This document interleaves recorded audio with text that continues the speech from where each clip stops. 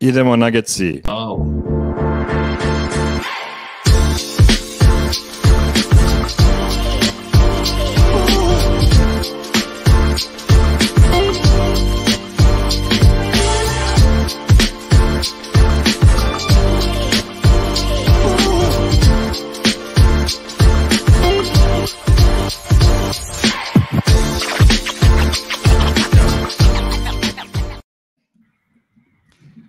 Welcome to Nuggets Serbia, Season 3, Episode 3. We haven't done an English episode in a while, so I thought we should give a chance to an up-and-coming guy who debuted on the low post 3 months ago while the Nuggets looked like a powerhouse. Fun fact, if you read any articles about EuroLeague teams, all of them are called powerhouses. Just for you to know. This is very common in Europe.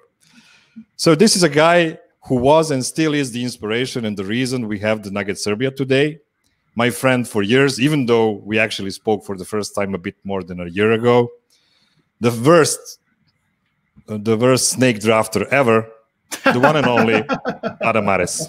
Welcome, Adam. Well, it was quite a special introduction until that last part there, Miroslav. That last part. Did we really only meet a year ago? I feel like I've known you for 5 years. Yeah, well, on Twitter, yeah, but you know, we actually spoke like it was a casual Friday, maybe I don't know, maybe 16 months ago or something like that. That's crazy. So it has been a very, very condensed year and a half or something like that. It's completely the amount of time passing by is passing so fast and so slow at the same time. It's amazing. It's true, and you have kids and I have kids, and I tell everybody that's when life really speeds up because you have something to a reference point. You have a kid and they just grow every 2 weeks. They're taller and you're like, oh my God, life is moving so fast. Yeah, that's right. So just to remind everybody, if you have a question you'd like Adam or for some reason, if you like me to answer, you can use the super chat option on the YouTube live chat and we'll get to it eventually. So please just be respectful and no Avengers or Justice League questions because we don't want to embarrass the guest. I would not be embarrassed. You cannot embarrass me with that. Okay. I would have to care to be embarrassed. I saw somebody in the comments here, not to hijack your show here, Miroslav, but I see somebody says you need to teach me more than just Živeli and Rakia. Did I not when I first saw you? No, today? No, you did. I employed some Serbian, so that's right. That's right. Also, we studied some of it for the morning show on the national TV as well. So if you don't watch everything we do, sorry, it's your fault. It's not ours. It is. It's true. Okay, so Adam, the season has finally ended. One of the reasons I brought you here today is because you always say how the NBA basketball game evolves every year. Yeah. The NBA today is more offensively talented than ever because the player development is better and the player pool it has today is wider than ever. But also the rules are allowing teams to be more efficient than ever, and we see record-breaking offensive ratings year after year. We actually had 94 players this regular season that shot over 38% beyond the arc. And at least 10 teams who we can consider elite offensively. Yet, for the last 2 seasons, in the finals, we got 4 very defensive-minded teams in Lakers, Heat, and now Phoenix and Milwaukee. So first of all, would you say there is a big difference in team construction between last year's finalists and this year's finalists? Do you see anything significant that's different? That's a good question. You know, they actually are pretty similar if you think about it, the 4 teams. And you're right that they all were, the way I would put it is defensively versatile. The offensive rating, by the way, for the Phoenix Suns in this year's final, I think was 112.1. So it was still really good. I think that would have been the best of every team ever from like 2000 to 2015. So it's still, when you say that Milwaukee defended really well, and they did, they still allowed a lot of points, points per 100 possessions. But they're so defensively versatile, and I think more than anything, it's can you cancel guys out or pieces out? And there's very few teams, in my opinion, that actually can do that at the highest levels. But Milwaukee has, obviously, Giannis, who's just a fantastic, you know, he wrecks as a help side guy. He might be the best in the NBA. But then they have a lot of on-ball defenders that can cancel guys out. Middleton, PJ Tucker, you know, can cancel lesser players out. And then Drew Holiday in my opinion, the best on-ball defensive guard in the NBA right now. So to me, that is really what made them special. I don't know that you can even say, like, usually when you say defense wins, it's like every level you go, defense becomes the deciding factor. And that's kind of true. That's a little bit true. But I think it's more that there were only 3 or 4 teams capable of defending anybody in this NBA, and 2 of them happened to make it to the finals because of it. So in hindsight, when we saw the Drew Holiday trade, we said, oh, we are lucky. We dodged the bullet. We didn't have to give away 5 picks for Drew. But now when you see how he helped the Bucks win it all, was the price too steep or not? I don't think it was. It's certainly a lesson I feel like I learned this year, and I think a lot of people kind of reflect on. The one thing I will say is Drew Holiday wouldn't have saved the Nuggets from losing Jamal Murray. Of course, you know, so many things would have gone differently if you draft him, so maybe Murray's healthy. But if Murray went down the way he did, Denver with Drew Holiday and Michael Porter or whatever, like that's probably a little bit better, but still not good enough. And it just so happened that the Nuggets got Aaron Gordon to guard, you know, LeBron James and Paul George and all these guys, and Denver didn't face them. They ended up facing a bunch of guards. But, you know, I do think in hindsight, if you had Jamal Murray, Drew Holiday, and Nikola Jokic, yeah, I think that lineup not only would have worked, I'm kind of moving more towards the idea that Denver desperately needs a defensive shooting guard. More so than I thought maybe even a couple months ago. Yeah, and possibly a better one on offense comparing to Gary Harris, right? Well, that's the key for anybody is you have to you can't just be. I think it's very difficult for a Matisse Thybulle, for example, to excel. He reminds me a lot of like a Roberson, where he's great right now, but guys, we've seen this so many times. Guys can look great in the regular season and the advanced metrics can be off. But if you run into the one team that's capable of taking advantage of your weakness, then all of a sudden you look terrible. You look atrocious. And I think Thybulle is one of those guys that is going to look great. And maybe you win a championship because he never gets exposed. You never play against a team that can expose him. But if you do go up against a team that's like, hey, he can't make wide open shots, then that's going to kill you. So yes, Drew Holiday, while he's not a great shooter, he is. And one of the things that won it for Milwaukee was he was just so aggressive, and he was capable of being aggressive going to the basket and in ways that I'm not sure Gary Harris is. So, yeah, absolutely. He's a better defender and a better offensive player. It's so sad because before the string of injuries Gary Harris had, it really looked like he could be that player. Before the injuries, he was really, really good going downhill to the basket and very had really good ball handling for his position, but still. I mean, the thing about Gary Harris also, even though he's not shorter than Drew Holiday, he is kind of smaller. Yeah. So even though he's a really good defender, Drew Holiday is still looks like a guy that can really defend above his size, which Gary, of course, never could. He's one of the best post-up defenders in the NBA, not just guarding guards or wings. He can guard centers down there because he's just so strong. And I always talk about NBA players have weird bodies. Drew Holiday has a really weird body. He has a really big lower body. Like his legs are really thick. His thighs are really thick. His shoulders are really narrow and his arms are really long. So he just has these like weird features that I honestly think make an impact because it's just different. You're kind of used to normal sized people, and he gets a lot of steals, I'm imagining, just because it doesn't look like he's going to be able to reach where he reaches or be as strong to lunge the way he does. I think there's something to that. Okay, so after this short mail forum corner about Drew Holiday, let's now go back to the Nuggets. So how does Denver's team construction compare to elite playoff teams? We've seen them at full strength for only 8 games or so this season after the Gordon trade, and that looked awesome, historically good, but that was still only regular season. So what are the chances that a team led by Jokic, Murray, and Porter can be defensively good enough in the playoffs to go all the way? Would 2 elite on-ball defenders be enough, or is there a way to exploit 3 of their soon-to-be max players on defense regardless? Yeah, it's a really good question. I think when we talk about defense, it's not always an either-or thing. If you can score on a team so much, you might force them to play their worst offensive lineups because they're putting their defensive lineups on the court. The Phoenix Suns didn't have to make a single adjustment against the Nuggets. They just ran over like, hey, we get to play whatever lineups we want because Chris Paul can get to his spot and score. Booker can get to his spots and score. Like Ayton can roll. They didn't have to do any of that. But I do think there's a world in which would Denver with Will Barton and Jamal Murray have stopped Chris Paul? No. But I think that they would have scored on them so well and so much that Phoenix would have had to have made their own adjustments. That probably means making them a little bit less potent on offense. So would Denver have gotten better on defense? Marginally, because I do think it's important to have your main guys and that continuity. But I think the bigger thing is just how they would have forced other teams to play. Not saying they would outscore them, just saying that you would force them to play differently than their comfort zone.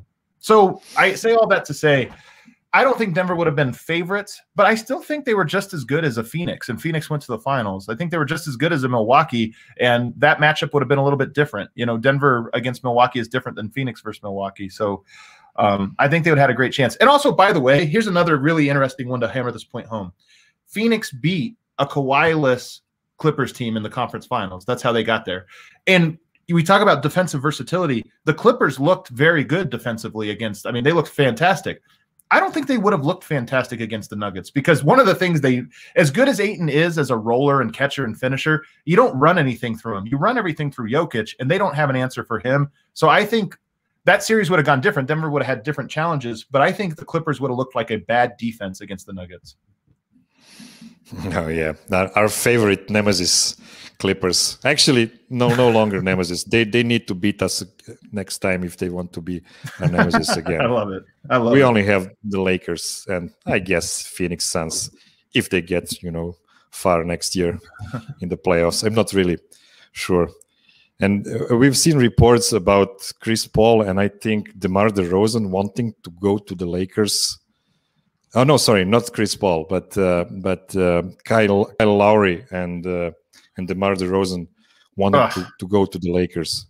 I mean, spacing wouldn't be ideal, right?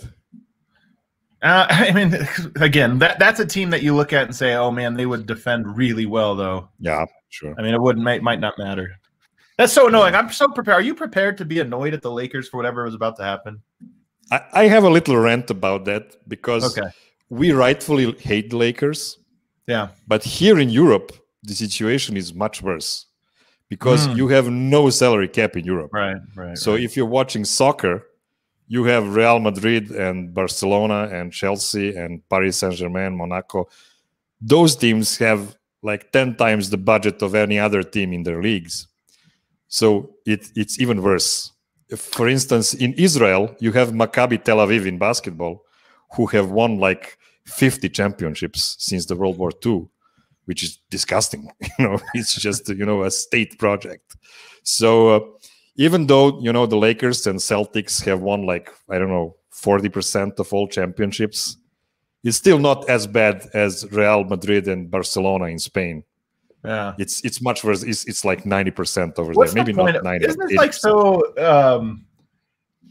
like such a rejection of the spirit of competition? Because this is how I feel. I mean, it's the same with baseball here, where the Dodgers are spending 3 times the amount that the Rockies are. Like, of course they're going to win. Of course they're going to smack them every time. I don't understand what's fun about that. It's so weird to me that people kind of fall for it and trick themselves into it. I feel this way about Lakers fans, where they trick themselves into thinking that, this will be competitive. We have all the best players. You think, okay. So I don't get it, man. I really don't. Yeah, in ideal world, all the teams would be, equal, but we know we don't live in an ideal world. So yeah, I'll tell you a little anecdote because you know this from playing pickup, and I'm throwing a guy under the bus. It's my guy Tony Jones. I love the guy. He covers Salt Lake. He covers the Utah Jazz. But I showed up to Summer League maybe 5 years ago for the pickup run that we were going to have, and the average NBA writer, very bad at basketball. You'd be surprised at how bad the average NBA writer is at basketball. They're very, very bad. And Tony Jones shows up. He can play. He's pretty good. I mean, he's really short, but he can play. He knows what he's doing. And he came with a couple scouts, a couple coaches, a couple ex-college players. And he brings a team. And he's like, hey, we're playing on our squad. He's trying to recruit me. I told him no. And he puts this squad together to go up against a bunch of bloggers and this or that, just smacked them. And I kept thinking, dude, this is the dumbest thing I've ever thought about. You're winning 11-1 every game. How is this even fun? So it's the same thing to me. I'm thinking about what's fun about just knowing you're going to win. Yeah, that's right. I have my pickup game every Saturday with my buddies, and we always try to make equal teams. Of course, because it doesn't make any sense to just leave one. We play 3-on-3, so if we have 3 best guys playing together, they will just stay on the court for the whole day and die probably because we're all in our 40s. But that's what you're gonna do. Okay, let's get back to NBA basketball. So I've just listened to Locked On Nuggets live on Spotify Green Room. What was it called? And I really enjoyed the show. You had some really good questions. And one question Matt asked you was, would you be willing to give Michael Porter Jr. in return for a top 5 pick or something like that on this year's draft? Now, you already answered him. I want to make it a bit different because we don't really know how good these guys are because they never played in the NBA. But would you be willing to trade Michael Porter in some sort of trade for Tyrese Haliburton? He is a second-year guy. Let me explain my angle. So he's a second-year guy, so you don't have to pay him for next 3 years. And this is good because you have Jamal, who is not playing for the whole season, and we don't know how good he will be after he returns. He probably will lose some of his, explosion for the first couple of months after he returns. So in this way, they could keep the cap flexibility, have a Tyrese Haliburton on a rookie scale deal. Actually, even not a bigger rookie scale deal because he was, 12, 13 pick, something like that, maybe a bit higher than that. So what do you think about this? He is a 6'5" guard. I mean, he could play next to Jamal. Oh, for sure, when he returns. And I actually really like the fit of those two guys playing together. So I think you picked the perfect player because he really is a guy that I think fits what Denver would do. If he was here, it would make a lot of sense. The way to answer this question, I'm going to say yes, but I'm going to explain my answer here. I am pretty certain Michael Porter will be a better player. It's not a lock, but I think there's more of a chance than not that Michael Porter will be the better player. But you opened with the reason why this is so important is that there are 2 reasons. One, you do need to have, I think it's pretty clear now, you need to start having some defensive players. And Denver can have, in my opinion, enough if they get the right 2 and the right 4 or 3, whatever it is, around Porter, Murray, Jokic. But I think it's certainly difficult. You have to thread the needle to get the right guys around that big 3. But more importantly, it's the salary cap. Michael Porter, you got 1 more year where Michael Porter's cheap. You can build this big roster. After that, you really are going to have to, again, thread 3 or 4 needles every single season to get the right talent around your big 3 at the lowest possible price. And it's just almost impossible. If you do get a Haliburton, like you said, you get 3 years. So not only do you get this year that feels in some ways not like a punt, but it feels like, I don't know that Nuggets fans are feeling too optimistic right now about Denver's chances next year. It could happen if Murray comes back, but we'll see how he looks. So you get that year plus 2 more. To me, that tells me you got 2 shots at 2 real shots at being a favorite or one of the favorites to win the title. Whereas with Michael Porter, unfortunately, this year and next year was supposed to be those 2 years. This year and next year was supposed to be the years where it's like, wow, you're paying Michael Porter $3 million. I don't even know what his contract is, 5, 7, 8 million, whatever it is, rookie scale, and you could build around. So my answer is yes, but it's most financial reasons. I think that he's already in year 4. Michael Porter is in year 4. Yeah. Next year is the big contract. So already next year you have almost not next year. So next year he'll finish out. He might get the extension this year or sign the next phase, but it won't kick in till the following year. So next year he will be on the smaller contract. Just like with Jamal Murray, signed his extension, but it didn't kick in until the following year. He still played out the rookie contract. I don't think you're right because his first season was on the bench. His second season, he played just a bit, and this was his 3rd season, right? Are you talking about Michael Porter? Yeah. Yeah, this was his 3rd. Yeah, so next one is the last one of the rookie scale. I think we're just using next year differently. Yes, next year is the last year. Yeah. Next year is the last year. Yeah. This upcoming year. Yeah, okay. Good. We're on the same page then. Okay, before we do a short recap of the season, I wanted to ask you, you rightfully said that winning a championship for the Nuggets is always going to be a long shot. Stars need to align like they did for Dallas in 2011 or Toronto in 2019 or Phoenix and Milwaukee this season. So do you feel more confident or less confident in the Nuggets going all the way now compared to the end of last season? Did the Nuggets overachieve last season similar to Portland in 2019? The second question, I think, is no. Well, I don't think Denver overachieved. They got good matchups and they won and they came back, but I don't think they overachieved. I think they are that good. The first question, though, I have to say I am less confident. And a lot of that has to do with, again, the salary cap implications. I mean, part of building a championship contender is about finding the right guys, but part of it is just finding the right timing.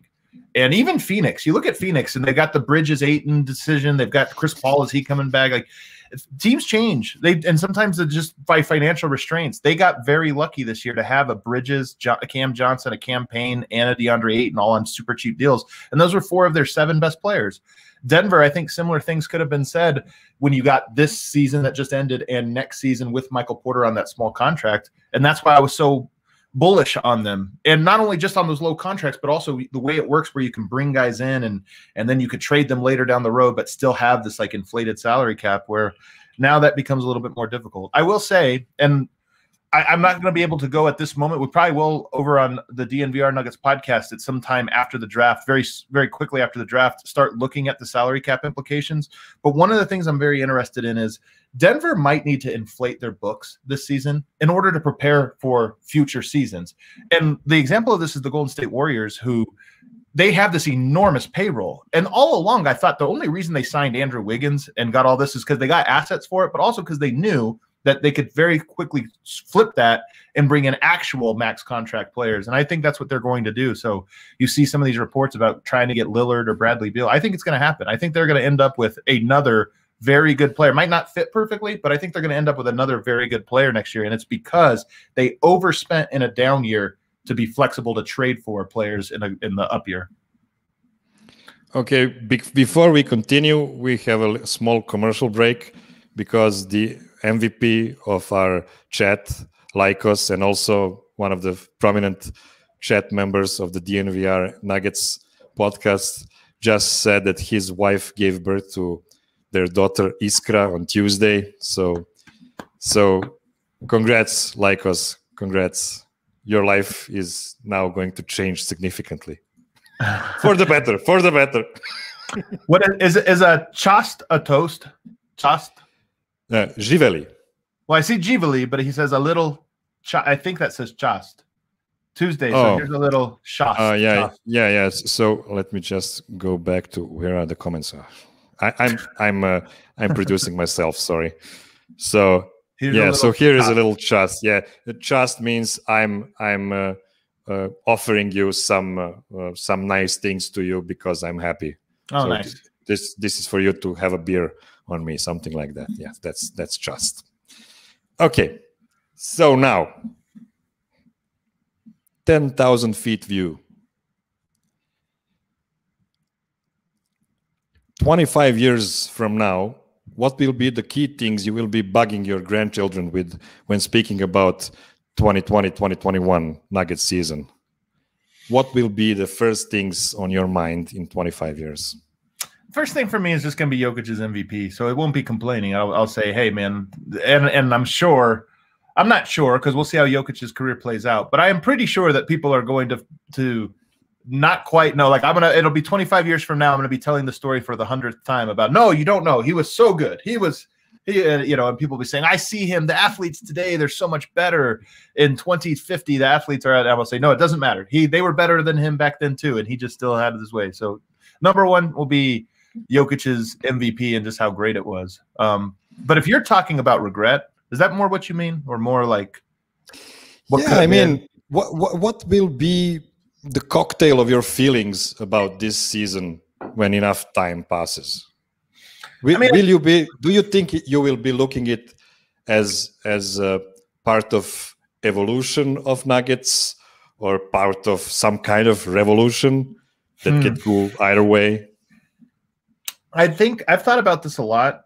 I mean, obviously, I'll always think about what could have been because I really do think Denver had a team capable of beating anybody that they would have faced en route to winning a championship. So I'll definitely think about that. The thing is, though, how I look back on the season, I think how everybody looks back at it will be determined by what happens over the next 2 seasons. Because I don't know how you feel, Miroslav, but I kind of feel like we're at the end of an era. Not that I'm saying the party's over or the window's closed or anything of that. It's the we don't skip steps era. We're at a break. We're not taking the Nuggets are not taking a next step this next year. They're kind of weathering a storm or sitting it out. So whether it's a 1-year blip and then they come back strong for the playoffs, or whether they're back again in 2023, I don't know. But if there is a chance, I feel that we look back and say, oh, that was the apex, and every other year was good, but it was never quite like what could have been right before Murray went down. Okay. Yeah. So good feelings. Okay. I'm not saying, look, first of all, it's not an inevitability. I don't think that's inevitable. I'm just saying that every year you kind of knew exactly what the Nuggets were going to be. Not exactly, but more or less. You thought, okay, these are the guys, add a piece here, a piece there, but we got our guys. And now I'm looking at it and thinking, like, who is the starting 5 for the Nuggets going into the playoffs next year? I don't even know. I assume it's Jamal Murray and Aaron Gordon and Michael Porter and Jokic, but it's not a lock. And then who's the shooting guard? We don't know. At this very moment, we don't know. So there's at least 1, but probably 2, and maybe even 3 players that will start the playoffs next year that we are not certain of. And I just have never felt like that over the last 3 or 4 years. Really, we only know Jokic will be a starting center in the playoffs, because we don't know if Murray is ready, and everything else could be in flux. Really. Totally. 1 starter, which is completely crazy, because we had like 3 seasons of same 5 starters and we were getting bored. Like, oh, come on, guys, shake it up a bit. And now you're shaking it too much. So I guess we're and never the basketball gods have shaken it a little bit. Okay, now I'm introducing a new segment of Nugget Serbia that's ready for this episode. It's probably never again, but that's the way it goes. The segment is called A Joker or an Ace. Okay. So let me try to explain. I will list now all 10 Nuggets players that are for sure on contract beginning of the season. Well, bearing some trades, but at the moment Nuggets have 10 guys on contracts, and I want to ask you if you expect them in next regular season to be a joker or an ace. Meaning, a joker is a card that can be anything. So you can expect anything from this guy. He can be really, really good, or he can be much, much worse than you expect. So wide range of results. And an ace is always a constant. It could be a really good constant or a really bad constant, but you know what you get from this guy. Okay. Interesting. So okay, I got it. Let me introduce this. Okay, so joker or an ace. Let's go. First guy, Nikola Jokic. Well, it's weird to say that he is not a joker. Yeah, but are you completely sure? Are you sure that we are getting 2020 Joker and then 2019 Joker at the beginning? I don't know that. I don't think we're having another MVP year from Jokic. I think this next year probably will be maybe a little bit more up and down than what this last year. I mean, Jokic, I say this all the time. He had 2 bad games in the regular season. He had 70 great games and 2 that I was like, oh, that was unimpressive. So I think the number will probably be more like 70-12 this year from Jokic, but I'm still calling him an ace. Like, Jokic is going to be good. Jokic could come in 25 pounds overweight and he'll still be great. So he's an ace. Okay. Tricky one. Jamal Murray. He's a joker. Of course. I mean, this is the easiest one. If he was fully healthy, I think he might still be a joker, because we still have never seen the consistent Murray. As much as he was better more often than not, we still had up and down Murray even last year before he got hurt. But with the injury, of course, man. I mean, he's the ultimate wild card. I'm counting. So now we have 1-1. Michael Porter. Man, this is a good one. I mean, I have to say Joker. I have to say Joker again. I think that he's more consistent than Murray is in the regular season. He actually is pretty good in the regular season. He's actually a pretty good player most of the time, but he's still, with what the Nuggets are going to be asking of him next year, I think there'll be nights where you say he's exactly that, and there's going to be nights where you say he's nothing like it. So he's a joker. Okay. Do you agree? I completely agree with all the points. I will say if I don't agree with something. Okay. Aaron Gordon. Joker. But a large part of this is just because of the offense. I mean, even defensively, I think Aaron Gordon, I've often compared him to Wilson Chandler mentally. I think he's a guy that sometimes has great intensity and focus and sometimes not. That's the definition of a Joker. But then offensively, I think he'll have a 30-point game next year, and I think he'll have a 3-point game next year. So Joker. Excellent. I agree completely. Monte Morris.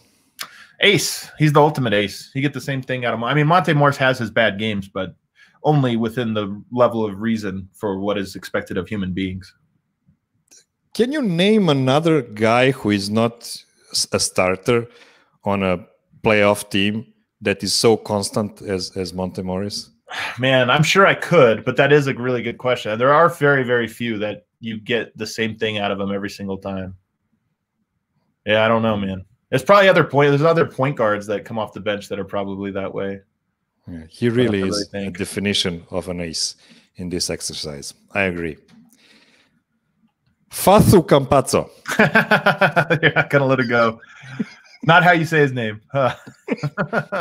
Fasu or Campazzo? Fasu.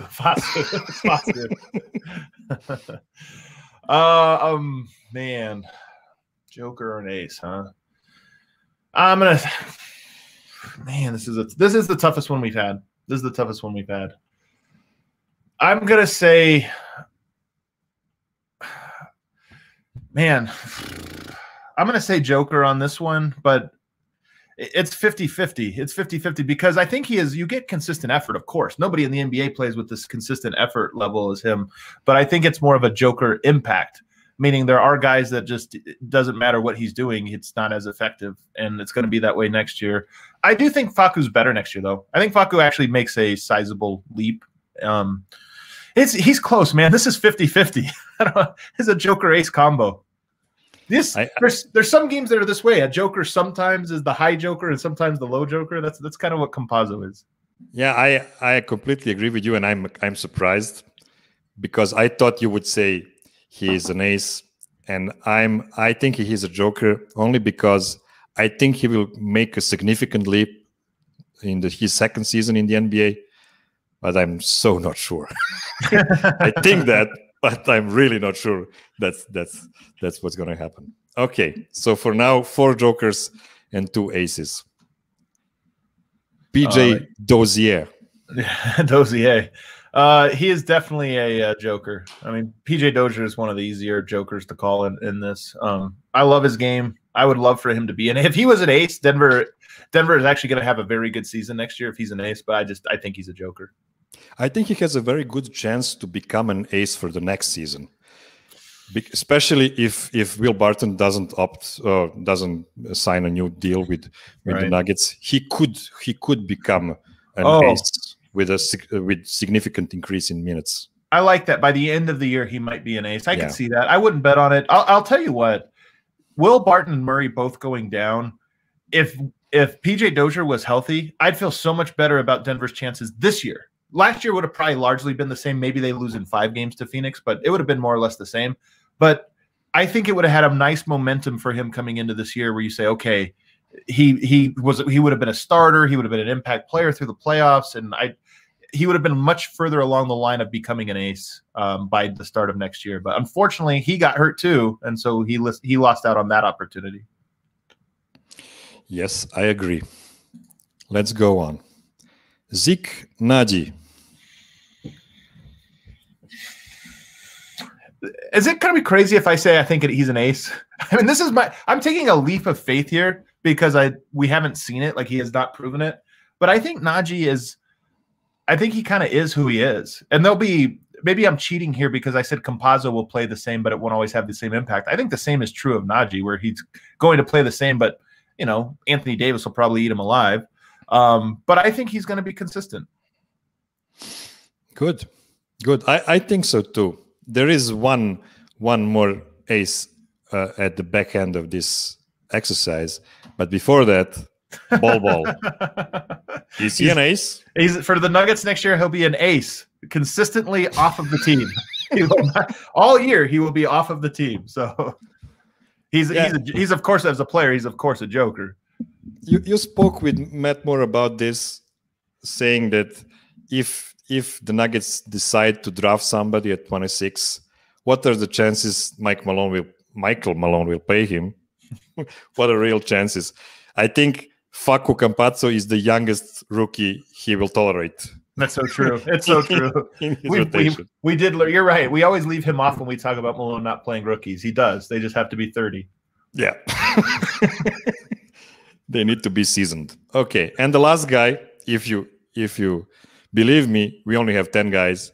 Last guy is Vlatko Superstar Cancar. You know me. I'm all aboard the Cancar bandwagon. First of all, I'm not sure he'll be back too. I hope he is.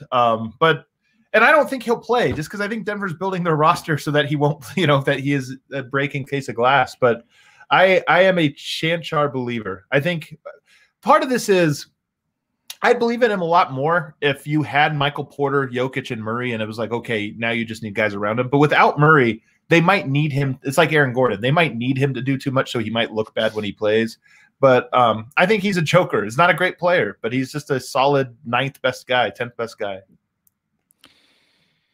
Okay, so this is what we get from this exercise, and what I want to say is we had 6 jokers and 4 aces, which doesn't sound too bad, but if you consider that Ball and Cancar will not be playing it at all, you have only 2 aces and Yikes. 6 jokers.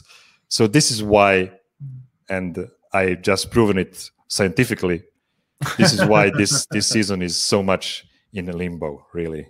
It really is. It really is. But it could be a good thing. The one thing I want to stress is, and you know this, as much this is opportunity. There's opportunity for players. Michael Porter, first and foremost. I mean, Michael Porter could become every bit as good as Jamal Murray was, 2 years ago or 3 years ago before, in 2019 when Denver made the playoffs and went to Game 7. Like, he could become just as good as that. There's an opportunity for him. PJ Dozier, there'll probably be an opportunity for him to become very good. So I'm not predicting that those guys are going to make the appropriate leap that Denver gets right back to being a true contender, but there's an opportunity for it, and it's compelling enough for us to stay tuned. Excellent. Okay. You have a 3rd consecutive show in 20 minutes, so I will finish off this show with quick fire questions. Let me see if I have the graphics for that. So, oh wow, what it says here in Serbian is not quick fire questions, but I don't have a better graphic for this. So this quick fire will have to come from Wild Wild West.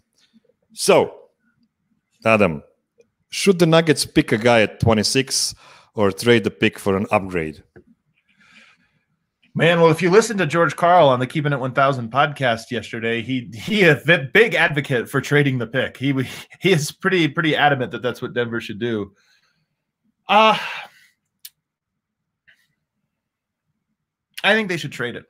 I think they should trade it. I mean, if they have a guy they really like, I don't have strong feelings one way or the other. But look, you have this asset. Probably not going to play. Whoever you draft, probably not going to play. You start to look at all of your really good teams. They just don't have young players on their roster. I mean, it is true. Phoenix was the exception this year, but most years you look at it and maybe there's one, maybe there's not. But you're counting on you're counting on 3rd, 4th, 5th year players and a lot of veterans, not necessarily one, first, second year. Also, look at this. Denver's roster right now.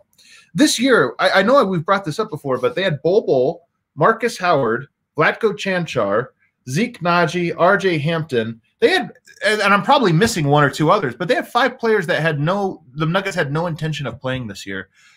I don't know if that's, there might be a limit on like 3. And now that you have a G League team, maybe it allows you to get more guys that are down there, but are not part of your actual roster. It's like, hey, rather than maybe draft a Bol, let's hope we can get a Bol as a buyout guy or this or that, and we could send him to our G League team rather than spend an actual roster spot on him. So I just think Denver probably already has enough guys that are not going to impact winning that they don't need to add another one.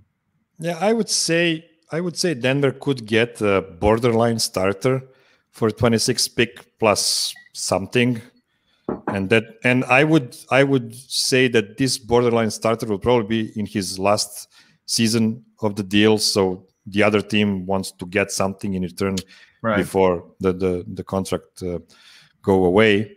So yeah, I agree completely. I really hope they could get an upgrade on the wing for 26 pick. We'll see. I really hope this draft will be very exciting for the Nuggets. You mentioned G League. Let me ask you, are we going to see any benefits of having a G League team this season?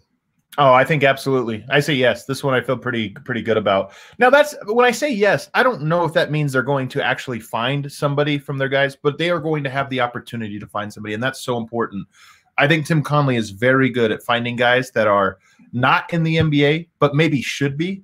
And this is what that does. Rather than you have one Kenrich Williams or one Torrey Craig or one whatever, Monte Morris. Rather than have one, you get 7, 8 of those guys, 5, 6, 7, 8 of those guys that you get to send down there. And, just in doing that, I think allows you to say, wow, we pulled 6 lottery tickets and we found one Torrey Craig. Boom, bring him up. So whether or not a guy gets called up this year, I don't know. But I think Tim Conley is going to make use of those extra. Those are basically extra roster spots.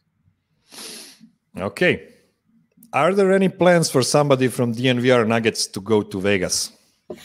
Well, to be determined. I'm still waiting to hear back from the Nuggets PR staff about whether or not there will be we're going to be able to interview the players. That's going all the way out there and then just having to sit on Zoom with everybody else. It's an expense. That being said, when we should find out very, very soon, probably early next week, if it is true, I think we're all going out. So either nobody or everybody. We'll find out soon. So just like the Serbia trip, right? Just like the Serbia trip, man. It's coming. I'm telling you, it's going to happen. We know. Okay, next one is really, really important to me. Pineapple on pizza, yes or no? Yes. Eat what you want. People should eat whatever you want. I don't have these rules about. Me, Miroslav. You should have probably been able to guess this answer. Yep. As everybody, this is why I always lose the mock drafts, right? Is everybody has to agree. Everybody has to agree on the exact same things. I say, no, you like pineapple on pizza, eat it. I will say most pineapple, like in ham pizzas, not my thing. But there's certain ones you put like some bacon on there. Oh, then it really all comes together. Yeah. Yeah, man, when you said Jason Bateman is great at comedy, I was like, oh, come on, man, come on. You don't think he's great? No, I do. He's my favorite comedian ever. Yeah. So that's just because people have forgotten already about the Arrested Development, which first 3 seasons, maybe first 2 seasons are the best comedy of all time. And you don't have to agree with me because I love him. I'm very liberal. Okay, next one. But I was going to say also Horrible Bosses 1 and Horrible Bosses 2, both also he's fantastic in those. Like he's a really good in comedy. You have the wacky guy and the straight guy, and he's the straight guy. I like the straight guys usually more, the deadpan guys. That's because he plays you. That's the thing. And he plays me, and this is why I like him. This is the only big reason why I like him. Totally. Okay. Next up. Indiana Jones or Han Solo? Oh, man, that's a good one. That's a really good one. Man, that's a tough one. It's like picking your kids, right? It kind of is. They're kind of also the same. It's because it's Harrison Ford. And in every movie you see, and Harrison Ford as Harrison Ford. That's Harrison Ford, totally. I'm going to say Indiana Jones just because I think like archaeology is cool. I don't know. Space is cool too. I don't have an answer. I don't have an answer for this one. You want to know what is my favorite Harrison Ford movie? And it's really lame. It's The Working Girl. You know that one? I don't know. It's a Working Girl? He plays a top-notch lawyer who helps... what's her name? Melanie Griffith to become a boss at her own company where she works, and he's just like this super macho guy that every girl wants, and that's like that's big Harrison Ford. That's just who he is. Air Force One and The Fugitive. Those ones are like they're so good. They're like great movies for that genre, that 90s action genre. Yeah, I agree. Too bad he's so old now, so he can only play in like 3 more Indiana Jones movies, and that will be it. It's so true. Didn't he broke his hand or something, or broke his leg? He's actually a pilot. Yeah. He's a 70-year-old pilot, so this is why he has some accidents from time to time. Yeah. Jeez. It's crazy. It is crazy. Okay, next up. Prince or Michael Jackson? So this is an interesting question about like how you like your music. This is going to sound crazy. I don't love either. Like, I'm not a big, like, one way or the other, but I would probably say Michael Jackson. I'd probably say Michael Jackson. Yeah, I agree. Even though they both were kind of crazy in their own ways, and as you said, I wouldn't like to be identified with either of those two. They were great artists, both of them. But yeah, I don't know. It's a tricky one, really. It's a tricky one. I guess more famous songs for me from Michael Jackson. I agree. No. Okay, this one is the most important. Rakia or sangria? Sangria, man. I hate to. I know. I had the wrong answer here. Thank you, Adam, for being our guest. This is unfortunately your last visit to our show, but I'm really glad we got you this time. What do I say every time we mock draft something? What do I say? You always get the honesty from me. I'm not trying to win. I'm not trying to pander. Yeah, get the honest answer. Yeah, I 100% knew what you were gonna say, and I have to say I like sangria too. It's a bit too sweet for me. Yeah. But like 80% of all rakias I've ever tasted were terrible for me. So you will get the pass for this. I hope when I come, when I went to Sonoma once with my wife, like I'm not a big wine drinker, but we went there and all of a sudden I appreciated it, because you have, you talk to people about it while you're tasting it, you learn about it and you appreciate it more. I hope that happens when I come to Serbia with rakia, that I try a bunch of rakia and somebody explains to me what is so great about it, and then I'm hooked. But at the moment, I'm just drinking it warm off the shelf in these little bottles, and it's terrible. This guy will not be me, so you will have to find another guy. Okay. Next one: Jerry Seinfeld or Larry David? Larry David. This is the easiest one for me. I mean, I think it's like Seinfeld. The show is hilarious, but I think a lot of that is because of Larry David. But if you just like interview the two guys, Larry David to me is one of the funniest people on earth. Where Seinfeld is he's funny too, but he kind of annoys me. He's a little snooty. Seinfeld is the best clean comedian of all times. Yeah. And I don't prefer clean comedy. So the thing about those two is Seinfeld was perfect for big national TV, and Larry David is perfect for HBO because he can just say whatever he wants. So I think they both got their how to say fair space. And interesting thing about it, even though Larry David is a terrible actor, he is still better than Jerry Seinfeld. What I like about Jerry is he embraces how bad he is at acting, and he doesn't care. Yeah, and that's awesome. That's awesome. I love both of them. So it's a tie for me. Magic or Bird? Larry Bird. I mean, both are great, but Larry Bird he's like Jokic, man. I mean, the past, I don't know. It's tough. It's tough, but I'd say Larry Bird. Wouldn't you say Jokic is a hybrid of those two? Kind of. Look, this is actually easy for me. Magic's a Laker. Fair enough. Fair enough. I have a confession for you. I was rooting for Lakers for like 3 years when Vlade Divac was playing there. Oh, but you know what? That works. That's okay. You know what? I think everybody should be allowed to cheer for the Lakers until they're like 12. That's completely fine. That's completely fine. When I see a guy that's 40 and he still cheers for the Lakers, I'm talking to you, Nevin. Then it's get a bit complicated, But when you're 12, you're watching Space Jam, whatever. It's fine. It's fine. It's really logical before you learn how the world really looks like. Okay, Jordan or Jokic? Oh, Jokic, of course. I mean, come on. You tell me who I like, right? Of course. Yeah. I mean, Jokic is the top. I do love Jordan, though, and it's funny. The one thing I'll say, because you're, even older than me, I think, but, people are – it is funny to see Jordan lose his mystique with this next generation. Like, everybody now loves Kobe, and it kind of blows my mind. I always wondered with, like, Wilt and Elgin Baylor and those guys I didn't see, so to me, like, I never think on them. I don't – And if I'm being perfectly honest, I kind of discount those guys because I'm just like, oh, they played in this bygone era, and I can see that happening with Jordan in a way that that's just so fascinating to me, where people are, yeah, but I don't know how he really was, and it's like, interesting. You were too young for his first three-peat, but for his second three-peat, did you want Jordan to win those seasons or not? To be honest, I wasn't emotionally invested in him, so I wasn't. It wasn't like and this is why it's always funny to me when people my age are so adamant. Like, look, you can go back and watch through highlights and watch the documentaries, and even watch the full games. They used to be on TV all the time, and you could watch them. Like, you can get a good sample of it. But I'm always surprised when people are like, "Oh, I watched him. I was there." I was like, man, even in '98, I was 14. Go ask a 14-year-old about this year's finals to put it in context. They wouldn't have any clue how to put anything in context. So, so the answer to that is like I would even me, I was too young to really watch it the way I watch the NBA now. Yeah, I was so hard cheering for Stockton and Malone to win against Jordan. I hated that push over Brian Russell. Shit, but what you gonna do? Sorry, Nuggets fans. I used to like Utah.